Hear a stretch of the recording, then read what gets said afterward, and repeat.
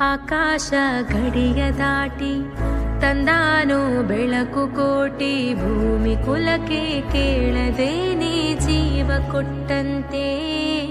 ಕಣ್ಣ ಕಾಯೋ ರೆಪ್ಪೆಗವನೇ ಕಾವಲಾದಂತೆ.